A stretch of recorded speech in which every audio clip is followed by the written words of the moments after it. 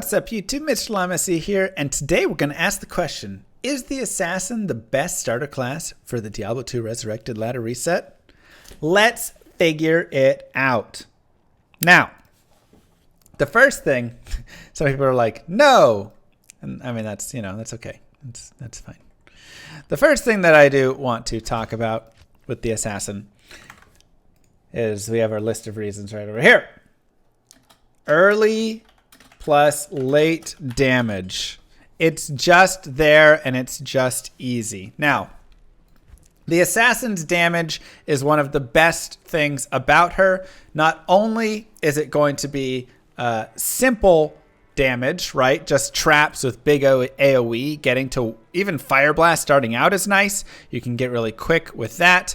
But Wake of Fire, once you hit level 12, is just absolutely dominant. She just runs around, murders everything for the next like 30 levels, and is super, super strong. You don't need much gear for it. You can get yourself a leaf staff, stuff like that if you would like, but it's just very easy and very solid damage. Additionally, once you move into Lightning Sentry and Death Sentry, her damage just gets even better, and you can really just start killing a lot of stuff.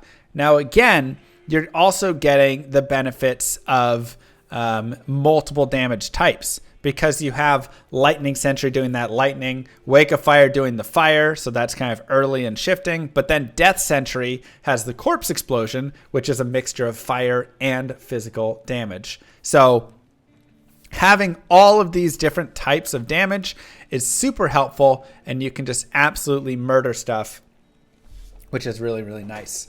And like I said, having the multiple damage types is very helpful for getting through hell for a lot of people. You know, if they're just like a single damage type, when they get to hell, they really struggle. So being able to put up lightning damage and fire physical damage at the same time really benefits them. Number two is that she has really good crowd control. And I just don't mean she has okay crowd control. I mean she has really, really good crowd control. So, obviously, like we said, her damage is really nice. But let's say that we do get into a situation where, oh no, this is difficult and I'm not sure. Boom, Mind Blast. Mind Blast, Mind Blast, Mind Blast. I can instantly just Mind Blast everything and not have to worry about it. On top of that, I can run Cloak of Shadows.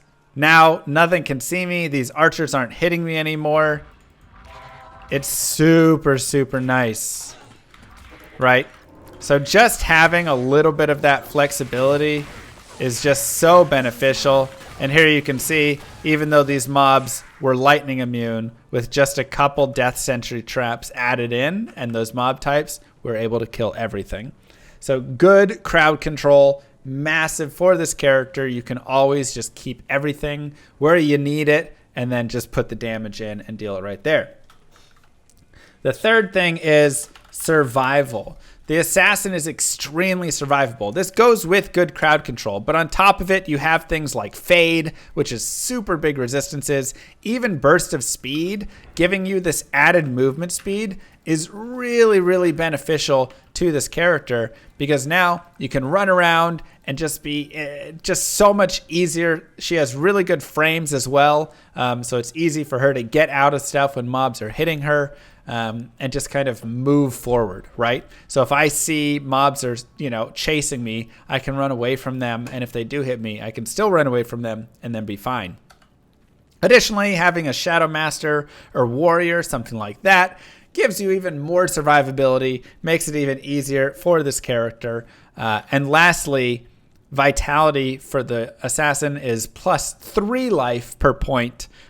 Which 3 characters are +2, 3 characters +3, and the Barbarian is +4. So having that +3 life per vitality point is always really beneficial for the Assassin and really makes her extremely survivable, and just such a tough character. I think especially for hardcore, this makes her one of the best characters in my mind to run through hardcore with if you're playing, because you just... when you're so scared of so many things that can kill you like that, being able to pop Fade if you don't have enough resistances, being able to have that extra life is just going to be so helpful for your character right there. The fourth reason is with 2.4, we're getting martial arts, plus we have kicks, plus we have blades, plus we have traps. There's so many different builds that we can use right here. It's really, really nice. Now, we don't know the exact power of like blades right now exactly. And when I say like martial arts plus kicks, I mean we have the elemental type and the physical type. But we don't exactly know if blades are going to be like super great or not right now. There's still some things. We know traps are already really good. But martial arts, both elemental and physical, whether you're using Dragon Claw or Dragon Tail or Dragon Talon finishers with like Phoenix Strike, or you're using Tiger Strike, whatever it is, there's a large variety of builds now for this class, and all of them seem really fun and like they can actually do a decent amount of damage. So I think just the amount of variety for the Assassin, especially if you're somebody who's played a lot of Diablo 2 and you're looking for something new, I think the Assassin is going to bring in some new build types, new things that haven't really been used much in the past, haven't been strong enough in the past, and that makes it a really fun candidate for a ladder start right there. Because, hey, maybe you're not trying to race through as perfectly as possible and as fast as possible, but you want to play something new and you want to play something fun. You get a lot of variety right there. And the last reason why she might be the best starting character for the D2 ladder reset is the trap bug got fixed in D2R.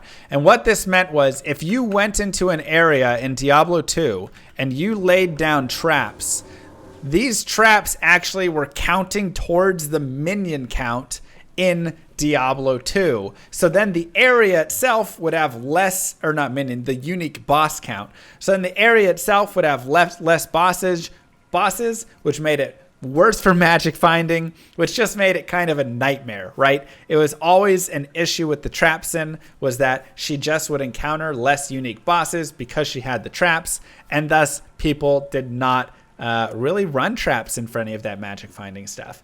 But now you can go into the pit, you can go into these areas, and you're not going to have fewer bosses. You're going to have the same number of bosses because they did fix this bug, and that's really big. It boosts her up, makes it so she can now have that added benefit, which is super, super nice. And kind of brings her back into the playing field, and I think does make her one of the best characters overall to play within this game. So that right there is my top 5 reasons really why I would say she's one of the best.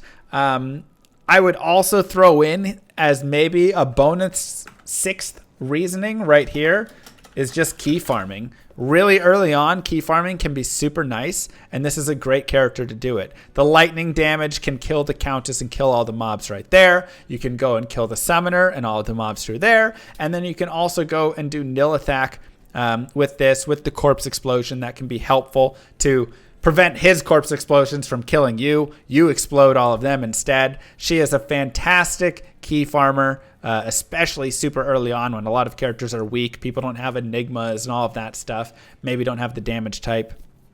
And it is just very strong.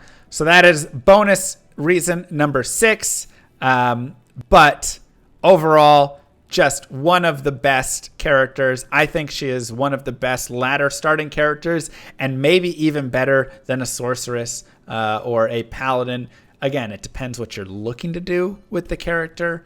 And so I think that's always a big thing. But for early builds, early fun, good survival, hardcore, lots of stuff, I think you can definitely argue she's one of the best characters, if not the best starting class for Diablo 2 Resurrected.